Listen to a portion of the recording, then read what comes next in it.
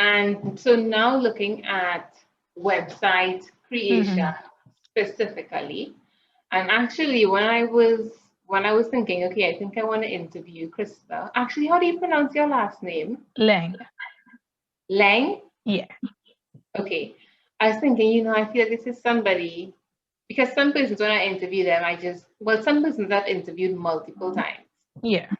I'm just like, I feel like Christa has so much information that I'll need to interview her more than once. Like, if I'm still interviewing next year, it could be Yeah. stuff. But I just feel like you have so much information to share. So, in terms of websites, and this is interesting too because um, I interviewed Karen Rose last year, Right. Yes, I saw that one. and um, he was very decided in terms of persons need to have a website. Yes, I agree. And then it's interesting because this year, for the 2021 season of interviews, I interviewed Renee Serrant, she's from here, but she's living in Barbados. Okay. She's a digital marketing strategist. And she was saying, depending on what you're doing, like if you're doing virtual assistant services, she wouldn't advise getting a website immediately. So exactly. So I thought it was really interesting too, hearing different perspectives. Yeah. And listening to the different perspectives, you can understand the Yeah. reason why each person is saying something different. So she was saying, if you are just starting out, and she used the example of if you're offering virtual assistant services and you are able to manage the influx of requests for service, and you don't have the money as yet, so you're building capital, and then you build up capital to a certain point, you start to get to the point where you can't actually manage the influx of requests at a sustainable rate. You have the money to be able to invest. You do become more clear in terms of your services and how to articulate what you do and what you want your website to do. So she thinks at that point, she would say, okay, a website would be a logical step at that point. So it's interesting, hearing different points of view. But looking at building a website, what would you say? And I think you touched on it before. What are some of the things you think a person should think about before they build a website? Okay. Definitely. And I understand what she was trying to say, because you need to know what role the website is going to play in your business. Because a website is not just a billboard, it's not just for decoration. It really needs to play an active role in your business and to get consumers. So once you know, well, okay, this website is going to be the hub of my marketing activities. This is going to be the main way I funnel customers into my business. This is going to be how I attract people.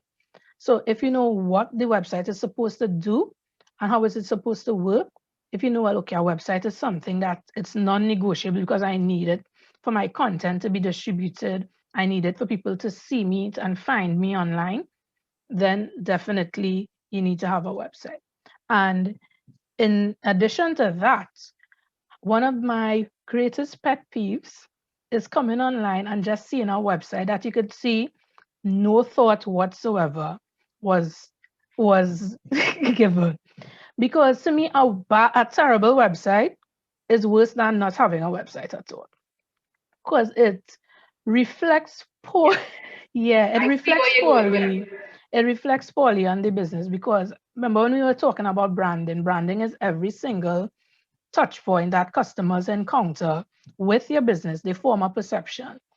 If, okay, I'm on my Instagram and I'm saying I'm a luxury service and a luxury service provider, but then my client goes on the website and see it's a kind of shoddy website, the perception would completely different. There would be a disconnect in what you're saying and then what you're actually putting out there. So when you're doing a website, you need to understand, okay, do I have a clear strategy? Do I have a clear, cohesive brand identity? Do I have a strong messaging framework? Do I really know, okay, what this website is really going to do for me? When you have that, then you could proceed into, let me go and get someone or let me build a website. And in your opinion, because I did download your website checklist, but I did think it would be good for me to do it in video format because people kind of hear easily and quickly what they should have on their website. So in your opinion, what are some of the essential components of a website? I know when I was speaking to someone as well who wanted to do a blog, she was concerned about, which I think everybody kind of thinks about in terms of starting a business, you know, the legal, some of the things you have to have, whether it's a privacy policy, whether it's a refund policy. Yeah. So I think there's some of those technical things. And then there are also some things in terms of, I would just use the phrase best practice. Yeah. In terms of having a website that's impactful and really creates value for the business. Right. So definitely in the technical side, your domain has to be something that's memorable, something that's easy to search, and something that would really represent your business. You don't want to have something long and nobody could spell. So it has to have a nice, simple domain that your customers could find. Reliable hosting. You don't want to go with a web host that has a lot of downtime. So you want a quick, reliable host. You want to think about search engine optimization. So how you're going to structure the content on your website so that people could be able to search for you and find you organically. And when you think about the features now and best practice, it should be clear, it should have focus, it should be easy to navigate. People are supposed to be able to search, easy to search. Obviously, in this digital age, it needs to be optimized for mobile, because I don't think what year are we in, 2021? There's absolutely no excuse for a website that's not mobile optimized. Most people search on their phone before they even go on a desktop. So really, the visuals should be very cohesive.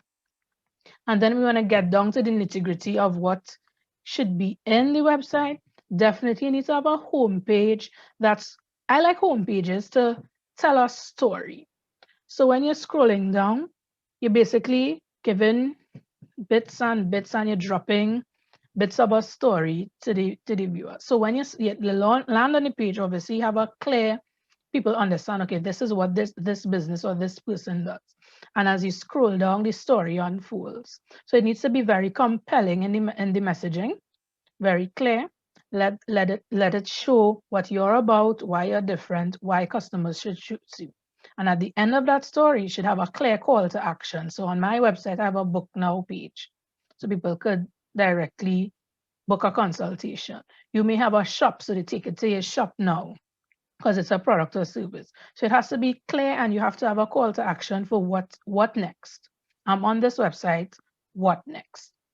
And I think it should be also integrated with email, because while somebody may visit your website once, you want to give yourself an opportunity to have a continual relationship with them. So you put an email opt-in that's not too, sometimes as soon as they get on a website, the opt-in is just loud and in your face and annoying. Put the opt-in in such a way that it doesn't distract from the message, so that then, you funnel people into your email system and you have a continuous conversation with them. It should load quickly. It should, let me see what else, load quickly. You should really, one next thing on websites, you should really kind of use your website to enhance your credibility. So have testimonials. If you're visual, if you're an artist, a designer, have proof of your work. Let people know, well, okay, I'm not just saying that, okay, work with me, this is what I do. Have evidence. If you have been featured in any publication, you put that on your website. You have your contact page. Make sure it's easy for people to contact you. Your nice about me page. Let people understand, okay, this is what this business or this person is about. I think a blog is very important as well. People underestimate the importance of having a written blog because it's very easy for people. Once you understand your target audience, it's very easy for you to write content that they want. And when they go searching, if you're lucky to get on page 1 on Google, that's a boost for your business because they come direct, you funnel traffic directly to your website. I think those are some of the main things. Good visuals. A website is nothing without good visuals.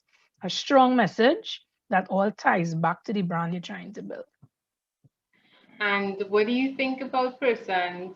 Oh, I know how I feel, but what do you think about persons doing their own website? I personally feel like just let an expert. If you know what you're doing and you're able to produce something that reflects your values, reflects the brand you want to build, and it's going to be impactful, then I think there are enough tools. If you know what you're doing, there are enough tools out there that could help someone, guide someone to build. If you know you're gonna just build a website that is totally counterproductive to your business, then just hire someone to do it. Yeah, relax yourself. Relax yourself. Because as I said, a bad website is worse than no website. Girl, if you know what I was thinking in my mind just now, I was just thinking it's like being single is better than being in a relationship that's not making sense. Yes, it's true. It's true. Just stay by yourself. Stay without the website. Use your little Instagram, use your little Facebook. It's a Google form or something, but please, please. Because I think now, because I studied IT way back in secondary school. And that's why I started to become exposed to website building. And I went and I did web development. But in terms of using, well, because I knew web development and web design, WordPress was new to me. WordPress is my platform of choice, by the way. WordPress was new to me, but because I had the foundation, I was it was kind of easy for me to figure it out. And okay, well, so I use WordPress now. But I know there are other platforms where you could just drag and drop and get it done. So if it is you have like a visual eye and you don't even need to code, but you could get something done. It doesn't have to be splashy. Once it's simple and it at the end of the day, it has to represent your brand. Yeah. But if you're saying luxury, the website has to be luxurious. If you're not able to design a luxurious website, then let a professional do it. Yes. So what's the ballpark in terms of how long it takes for you to do a website for a client? Okay. It could take about 4 to 6 weeks to get all the graphics and everything done once I get the content. And that's why I started to do content, because there are times where you have to be waiting months and months and months to get content. And this is what I try to explain. I can design without content because I need to know, well, okay, what's going there. That's why, and again, in reflection, it's like, okay, let me offer a comprehensive package where I do the content. So that's not a hold up. So it could take me, if I do the content, if I do the graphics, it could take no more than 4 weeks to get the website up and running. Yeah. And in terms of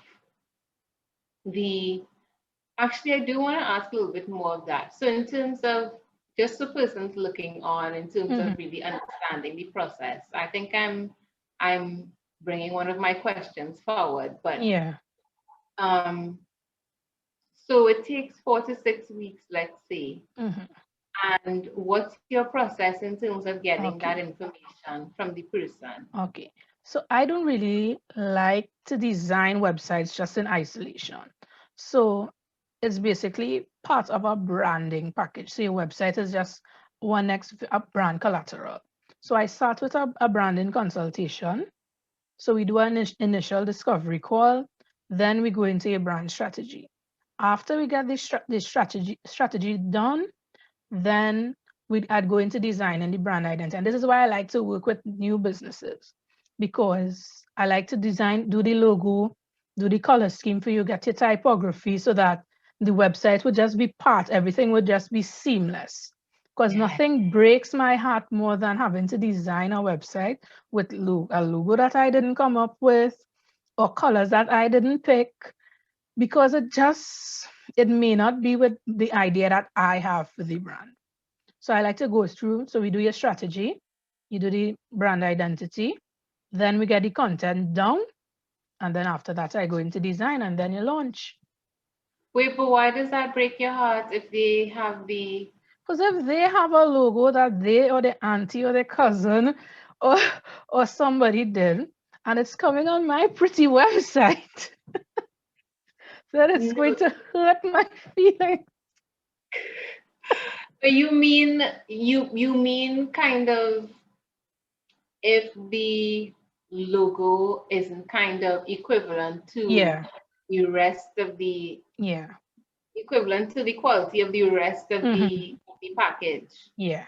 But if they had if they, for example, went to a professional and they have a really beautiful logo that you like. Right. Then we could skip once they have, so if they have their brand guidelines and everything done, then we could move forward. But somehow I just like to execute to let it be born, let it be nurtured and be born from a baby and just go. I like to take it from I like to take nothing and build it into something. That's why I like to do early entrepreneurs, new businesses, new startups. Yeah. That's so cool. And what is that?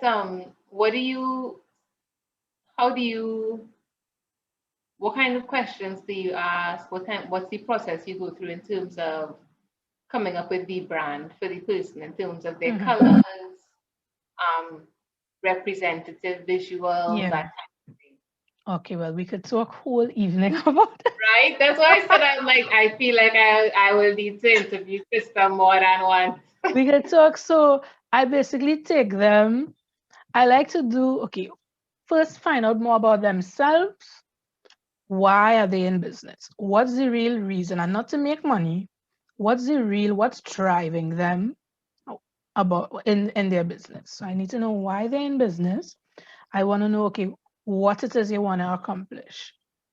And the answer is always deeper. So it's not just, I want a website. Why do you want a website? What is the website supposed to do for you? And then we get deeper into it. How do you think the website will get this done? How are you, who it is you're going to serve? And then, how does the website and how would that fit in? How would that serve them? So who are you going to serve? I like people to kind of visualize, if your business was a person, who would it be? Describe them. How would they dress? How would they speak? Where would they shop? Where would they, and people will chance to think that it's kind of abstract, but when you visualize a person that represents your business, you kind of get an idea of what values you want the business to adopt. So I ask you, think about your business as a place. How would what would that place be? How would the place be decorated? How would it look? What would be the vibe and the mood of the place? So then you get a more streamlined understanding of the identity this business has to take on. What it is you really want to say. If I ask you, describe your business in just 3 words, 3 adjectives. Describe your business. And then you understand what's really important to that person. And when you understand what's important to that person and you understand what's important to the client they try to attract, you're able to kind of now translate that visually. So that's where you start sketching, start thinking about the logo, start thinking about the mood that the color is supposed to communicate. I like to do the seasonal personalities in color. So it's spring personalities, summer, more muted, autumn, more natural, more, earthy, winter, more elegant, sophisticated. So I like to go through the seasonal personalities when I'm doing an identity, and you really just try to capture the whole essence of the business. And what would you say is your favorite part of all the things that you do with someone to create their brand? Do you have a favorite part? My favorite part actually is when I present the identity to them and they tell me, okay, this is exactly what I was thinking about. This is Right. exactly what I was dreaming of. This is exactly what I was looking for. And I Yeah. think what I like too is the one-on-one consultations when you see that the client really has a breakthrough. Because I had a client I was working with, we're still working together. And I asked her, okay, imagine you're in an elevator with someone who can invest in your business. And they ask you to just describe what you're doing, what your business is about. And my client, she just went into a place where it started to really get emotional almost because she was really diving deep into what it is she was building and what is the meaning and the significance of it. And it started to get me emotional because this is what I started. This is why I started this business. I could have stayed, I could have gone and lectured, but somehow I felt like I was needed somewhere else. So I really wanted to help business owners to really understand and to get to a point of such clarity so that when they bring their business out, it isn't a burden to them, it's something they enjoy doing. And when I get like breakthroughs like that, I think that's the most impactful part, and that's the part that really touches me the most. That's such a good story. Yeah, it was really something. It was really something when she was getting and she started and she was like, oh my gosh, oh my gosh. It was really something.